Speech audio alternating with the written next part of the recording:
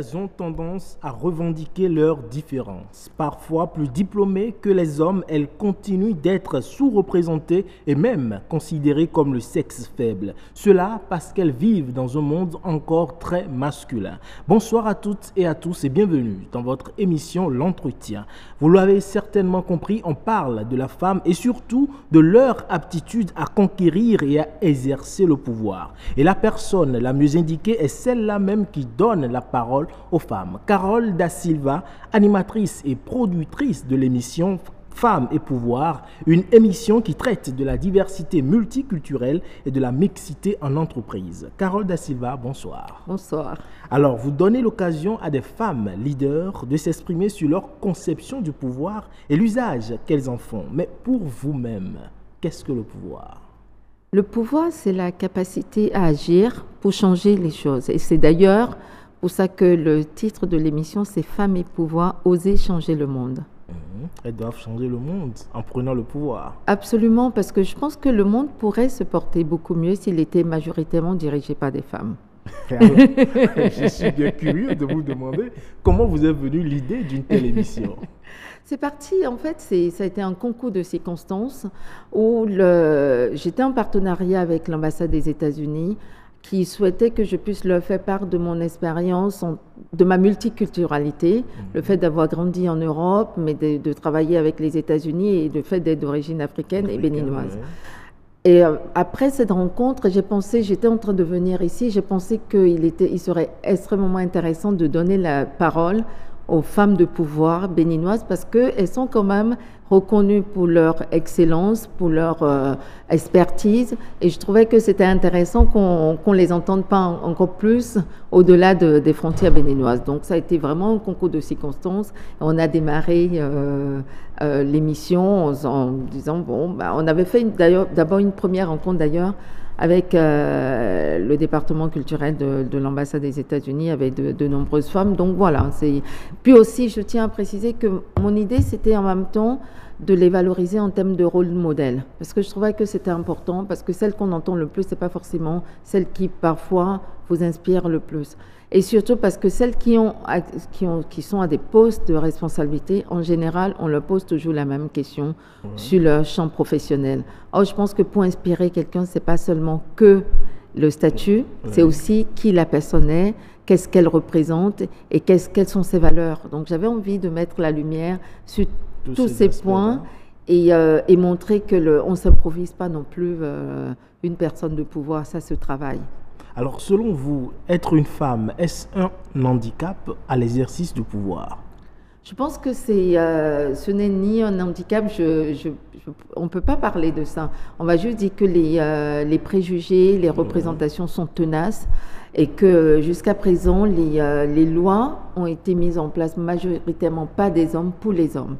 Et que notre éducation, la manière dont on appréhende, en tout cas la femme, la limite dans des espaces qui sont plus des espaces privés et non publics. Alors, existe-t-il une approche féminine de l'exercice du pouvoir ? Je dirais que oui.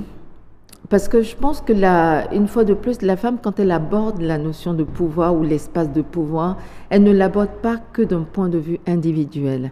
Elle aborde avec une vision, avec une volonté de changement, avec une démarche qu'elle voudrait mettre en place. Donc, tout ça avec l'objectif d'avoir un résultat.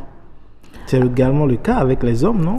Ça pourrait être le cas avec les hommes, mais je pense qu'il n'y a pas toute cette stratégie qui est mise en place et je pense que chez les hommes, il n'y a pas forcément la dimension collective. Alors, le leadership, il n'est ni masculin ni féminin. Comment cela peut se comprendre ? Normalement, le leadership, ça vient déjà de la personnalité de chaque individu. Oui. Donc, il y en a qui ont, plein d'hommes n'ont aucun leadership et pourtant, ils ont le pouvoir. Les femmes qui ont du pouvoir en général, elles ont ce leadership-là. Donc, je pense que ce n'est ni masculin ni féminin, mais en revanche, c'est quelque chose qui se travaille. Alors, une chose de très importante, c'est que vous faites de la lutte contre la discrimination à l'égard des femmes votre cheval de bataille. Alors, la question de la parité, selon vous, est-ce encore un leurre ? Non, je pense que on ne peut pas faire confiance à la nature pour changer les choses. Donc, on est quand même obligé de mettre en place soit des actions spécifiques, donc on peut appeler ça action positive ou légiférer. Donc, non, c'est pas, on n'y est pas encore parce que de toutes les manières, quand on pense parité, on pense obligatoirement 50-50. L'objectif, c'est pas forcément que ça. L'objectif, c'est vraiment de mettre les femmes qui ont la capacité d'accéder à ces espaces de décision, de pouvoir leur donner la chance d'y accéder au même titre qu'on le ferait à n'importe quel individu. Finalement, les femmes, elles réclament pas de la charité, elles réclament pas un regard juste condescendant ou un peu de la gentillesse, elles réclament juste une égalité, c'est juste ça qu'elles réclament. Et la parité, c'est ça en fait. Juste l'égalité pour les femmes. Juste l'égalité entre les hommes et les femmes, à situation comparable. Alors, les femmes aujourd'hui ont-elles le pouvoir? Les femmes, elles ont énormément de pouvoir. On a le pouvoir dans l'espace privé, je pense, mais ça, c'est ce qui ne se voit pas. Ce qu'on recherche aujourd'hui, c'est aussi d'avoir le pouvoir dans les espaces publics, les espaces de décision, qui vont contribuer à ce que la société, elle se porte mieux.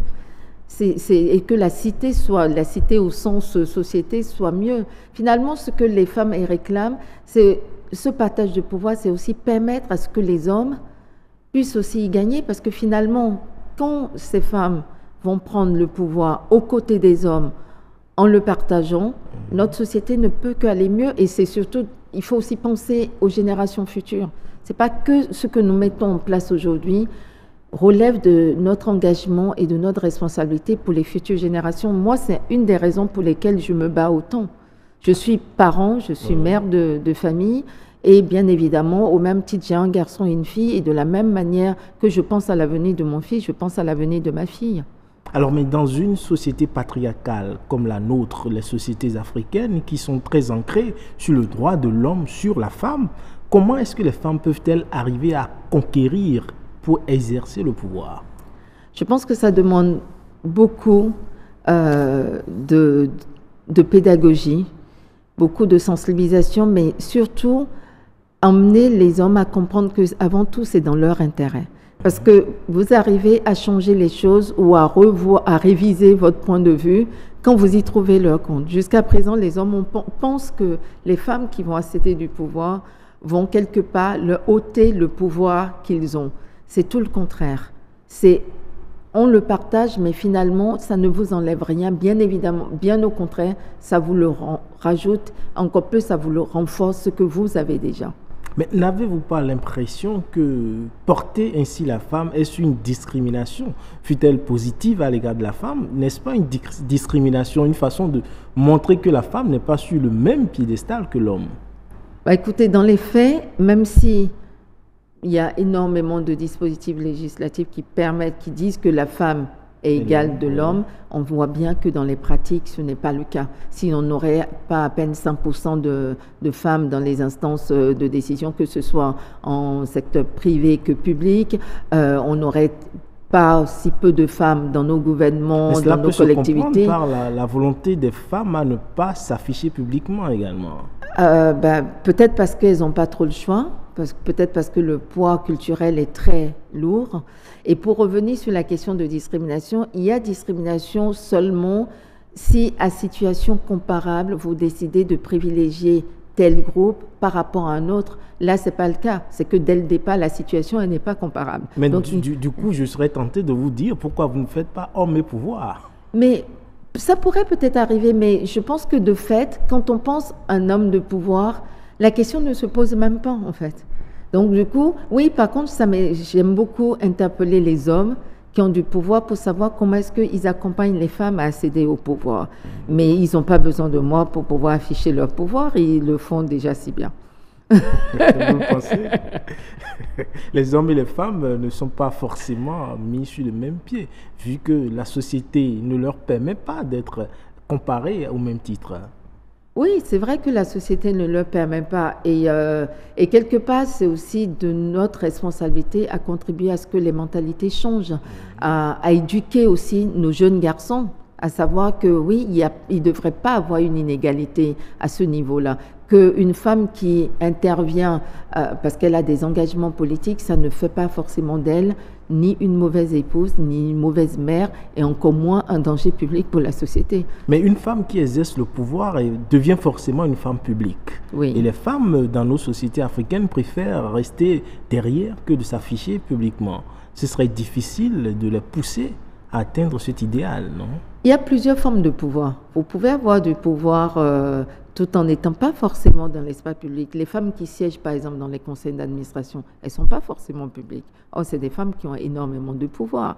Les femmes qui siègent dans les grandes entreprises, elles ne s'affichent pas forcément.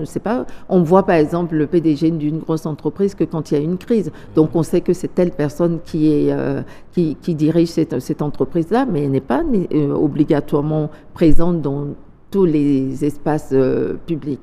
Et après, il y a des personnes qui aiment intervenir dans les espaces publics et d'autres qui n'aiment pas. C'est valable pour les hommes aussi. Vous avez plein de dirigeants qui ne prennent pas forcément la parole dans les espaces publics parce qu'ils n'aiment pas ça. Donc après, je pense qu'il y a la dimension éducative, la dimension de sensibilisation, aider les femmes à prendre confiance en elles-mêmes, à ne pas avoir peur de ce qu'elles sont capables de faire parce qu'elles ne se sentent pas légitimes, tout simplement parce que la société leur renvoie l'image du fait qu'elles ne sont pas légitimes. Et rappelons-le à quel point vous êtes discrédité, vous êtes décrié dès que vous voulez afficher le fait que oui, vous avez envie de prendre du pouvoir. Tous les sobriquets vous sont associés et prenez le témoignage de nombreuses femmes et vous serez surpris de la cruauté de ce qu'elles peuvent subir parce que justement, elles décident de se lancer dans ce genre d'exercice. Cette cruauté dont vous parlez également est le fruit d'autres femmes également. On sent une rivalité entre femmes. Quand l'une veut s'afficher publiquement, les autres essaient de la tirer vers le bas. C'est aussi un problème sociologique. Absolument, mais puis c'est le cas de toutes les minorités. Vous pouvez le trouver au niveau des minorités, que ce soit ethniques, que ce soit culturelles, que ce soit lié au sexe. Oui, dès que quelque part quelqu'un veut sortir du lot, vous avez l'impression que vous sortez quelque part de votre zone de confort. Parce que l'habitude est que oui, vous n'avez pas accès à ça. Donc, quelque part, vous êtes un peu habitué à ça. Je pense que c'est aussi une question d'éducation. Nous avons la responsabilité de former aussi bien les hommes que les femmes à comprendre que plus on a de personnes qui peuvent accéder dans ces espaces-là, et plus l'intérêt collectif est préservé, et plus les générations futures auront plus de marge de manœuvre pour intervenir dans la cité pour l'intérêt de tous. Alors, j'aimerais bien vous demander quel regard vous portez sur la femme béninoise. Pensez-vous qu'elle soit une femme entreprenante qui a envie d'exercer le pouvoir ou non? La femme béninoise, mondialement, elle est reconnue parce que c'est une grande femme commerçante. On a les mamabas,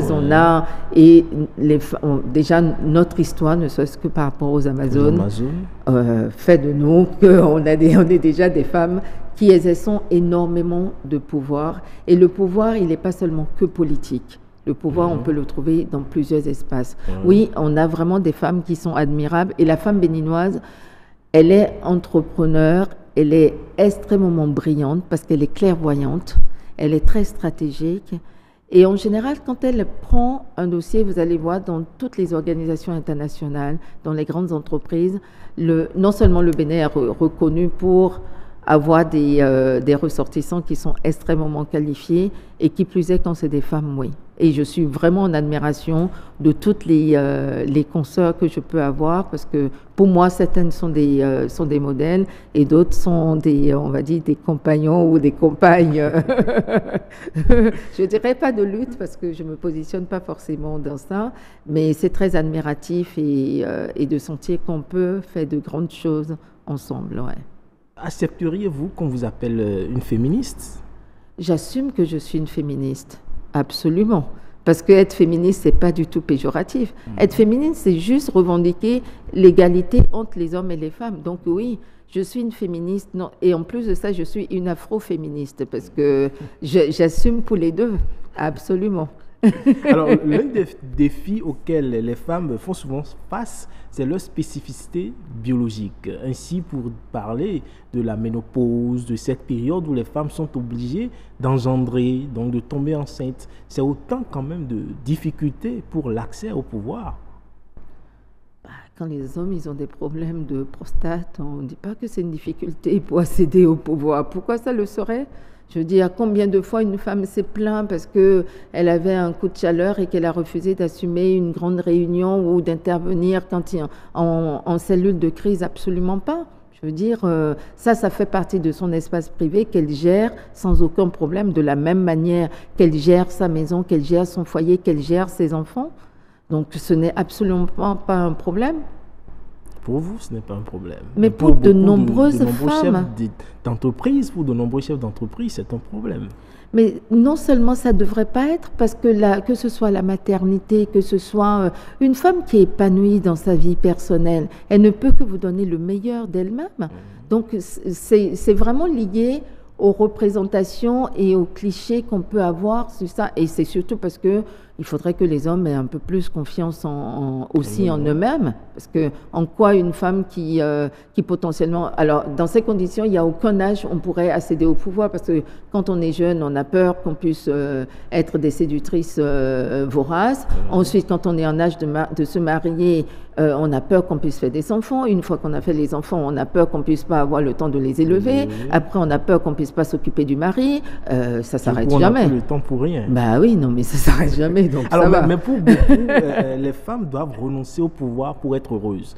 On a le cas aux États-Unis où on parle souvent des décrocheuses. Ces femmes-là qui mettent assez d'énergie dans le travail et qui, au final, sentent la nécessité de laisser le travail pour s'occuper de leur famille, de la ferme, des trucs comme ça, pour mieux s'épanouir. Pensez-vous qu'il faille laisser le pouvoir pour être heureuse? Je veux parler des femmes.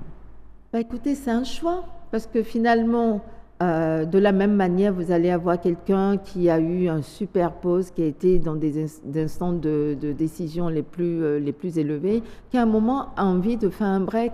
Mais la femme, elle reste juste une personne humaine qui peut avoir, à titre personnel, des envies qui peuvent évoluer. Et ça ne veut pas forcément dire que ce soit une norme. Le burn-out, la plupart, il y a des femmes qui tombent beaucoup sous le coup du burn-out. Et beaucoup d'hommes aussi. Elles n'arrivent pas à assumer le stress quotidien. Bah, beaucoup d'hommes aussi. Et je peux vous assurer qu'il y a plus d'hommes qui font du burn-out que de femmes qui en font. Et pourtant, justement sur la question de la parité, là où on a perdu, c'est qu'on n'a pas gagné au change sur l'allègement des tâches domestiques. Parce que nous continuons à les assumer au même titre avec toutes les contraintes de la vie moderne et assumer de grandes responsabilités à l'extérieur. Et pourtant, nous arrivons quand même à tenir la baraque. Il aurait fallu que les hommes également se mettent aux tâches ménagères. Bah, ils devraient, parce qu'il n'y a aucune honte à ça, finalement. Je pense qu'être un grand homme, c'est aussi avoir l'humilité de faire les petites choses comme les grandes choses. Et c'est ça qui vous donne le sentiment que vous avez pleinement réussi dans tout ce que vous voulez faire. Si votre statut et votre reconnaissance se limitent que à ce qu'on vous fait croire, je trouve que c'est relativement triste. Moi, j'ai eu la chance d'avoir un père qui avait absolument aucun problème d'ego et qui a éduqué ses garçons au même titre que ses filles. Et je trouve que c'est extrêmement privilégié. En tout cas, j'ai été très privilégiée d'avoir eu ce père-là et je l'en remercie, même s'il n'est plus de ce monde aujourd'hui. Je trouve que c'est quand même une grande...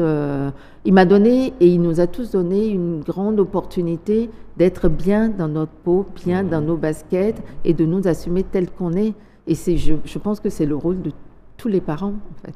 Alors, on remarque aujourd'hui quand même, comparé à il y a quelques années, que la question de la parité prend une place au sein de l'espace public. Et de plus en plus, les femmes envahissent l'espace public et mieux, les politiques nationales permettent aux femmes de s'affirmer publiquement. C'est un grand pas. J'aime bien le mot « envahissent ». Cela peut se comprendre. Je crois que ça me donne l'image d'une autre, des aliens qui viennent d'une autre planète, envahir la planète des hommes. Non. Non, pas envahir la planète des hommes, mais quand même, les femmes, aujourd'hui, elles essaient de s'affirmer beaucoup plus dans le champ, dans l'espace public, contrairement aux hommes qui essaient de leur laisser un peu plus la place pour qu'elles s'affirment de plus en plus. Mais parce qu'elles osent, parce qu'elles ont été beaucoup plus loin dans leur formation, qu'elles n'ont plus peur d'affirmer les choses, et que s'il y a une porte qui se ferme là, elles savent qu'elles peuvent en ouvrir une autre, et que finalement, les hommes aussi commencent par comprendre, Dieu merci, qu'on peut collaborer ensemble et avancer dans l'intérêt de tous. Une fois de plus, je pense que vraiment ce qu'il faut retenir, c'est que c'est dans notre intérêt que notre société, elle soit beaucoup plus égalitaire et plus juste, en fait. Parce que tout ce qui est sentiment d'inégalité ne génère que de la frustration et ne renvoie pas on va dire, des idées positives et ne renvoie pas des messages positifs pour les plus jeunes générations. Je pense que nous avons la responsabilité de ce que nous faisons aujourd'hui pour plus tard. Alors justement, je suis bien curieux. Que faire pour que les choses changent, pour en arriver à une société un peu plus égalitaire? Je pense qu'on a déjà beaucoup de lois, donc il faut pouvoir les mettre en pratique. Il faut pouvoir sensibiliser massivement. Je pense que toute personne devrait être sensibilisée à ça, devrait être, pour ceux qui ont peur, d'être rassurés, pour ceux qui ne comprennent pas, incultes ou ignorants, parce qu'il y a beaucoup d'ignorance et beaucoup, on va dire, d'idées préconçues sur toutes ces questions-là. Je pense qu'il y a vraiment besoin d'éduquer, et c'est pas forcément une question de statut, parce que vous serez surpris à quel point même des personnes qui sont à des postes de responsabilité peuvent être complètement ignorantes sur ces sujets-là. En avez-vous rencontré des femmes qui exercent le pouvoir véritablement? Oui, j'en ai rencontré, oui. Beaucoup? Très peu? Beaucoup. Des expériences, des anecdotes? Oui, j'en ai rencontré beaucoup. Un des exemples qui m'a le plus marqué, c'est, par exemple, vous prenez Ariane de Rothschild, par exemple. C'est une femme qui dirige des entreprises qui valent des milliards de dollars. Mais elle est d'une telle simplicité. Cette femme, elle est mère de 4 enfants. Et quand elle vous parle de sa journée, comment est-ce qu'elle s'organise, comment est-ce qu'elle gère ses filles, comment est-ce qu'elle gère sa maison, et il n'y a absolument aucun problème. On ne peut pas remettre en question ni son leadership, ni sa capacité à manager, et ça ne change absolument rien. Elle reste féministe, mère de famille, épouse, et ça ne change absolument rien. Je pense que c'est plus les hommes qui ont peur. Je ne sais pas en quoi ça remet d'ailleurs en question leur virilité, parce qu'au contraire, ça devait même le renforcer, parce qu'avoir la chance d'avoir une femme qui soit forte et qui soit indépendante et qui en plus de ça assume pas mal de rôles à vos côtés doit normalement vous rendre fiers. Donc franchement, oui, j'en ai rencontré et je pourrais vous en citer plusieurs. Justement, dans votre émission, vous faites le tour du monde, on va dire ça comme ça, de l'Europe, des Amériques, des États-Unis, ainsi que de l'Afrique. Comment arrivez-vous à rallier tous ces continents-là? Parce qu'avant tout, nous sommes toutes des femmes. Et donc oui, il y a déjà ça qui est un peu notre fil rouge, et que ce sont toutes des femmes qui ont envie que les choses, elles bougent, que les choses changent, qu'elles ont envie de partager aussi leur expérience, et que l'expérience d'une femme québécoise, d'une femme de Chicago, une femme américaine, une femme béninoise, une femme ivoirienne, n'est pas une femme française, n'est pas du tout la même. En revanche, nous nous heurtons aux mêmes difficultés, aux mêmes préjugés. Il y a des environnements où c'est un peu mieux. Donc, c'est pas si difficile que ça, parce qu'aujourd'hui, les nouvelles technologies nous permettent de faire énormément de choses à distance. Donc, il suffit juste un peu de volonté, beaucoup de passion et l'envie de bien travailler. Et finalement, ça Les se coulisses de Femmes et Pouvoir. On aimerait bien savoir comment l'émission se prépare. C'est beaucoup d'échanges avec, en général, les cabinets, les directions, les assistants de ces personnes. C'est beaucoup la mise en confiance parce qu'elles se mettent quand même à nu, parce qu'elles vous parlent de leur espace privé. Elles vous parlent de leurs douleurs, mais aussi de leur joie. Elles partagent des choses qu'en temps normal, les autres médias ne leur demandent pas. Et moi, c'est ça qui m'intéresse. Donc, elles se montrent vraiment comme elles sont. Et ça reste beaucoup des moments de complicité réelle avec ces femmes-là. Et à chaque fois que je finis une émission, je suis vraiment en admiration. Et je me dis, elles sont tellement formidables. Et il y en a tellement qui sont encore dans l'ombre, qui mériterait d'être à la lumière et aussi c'est un des objectifs de Femmes et Pouvoir, c'est aller dénicher les pépites qu'on ne voit pas. Nous sommes également en admiration devant votre parcours. La femme et le pouvoir, une question aux multiples aspects. Ont-elles une approche du pouvoir qui se distingue de celui de leur homologue masculin? Carole Da Silva, animatrice et productrice de l'émission Femmes et Pouvoir, vient de nous en donner sa perception. L'entretien prend fin ici. Merci à vous, Carole Da Silva. Merci de m'avoir invité. Je vous en prie, je vous en prie. Fin de ce numéro donc de votre émission L'Entretien. Retrouvez-la sur la chaîne YouTube de l'ORTB. À la prochaine.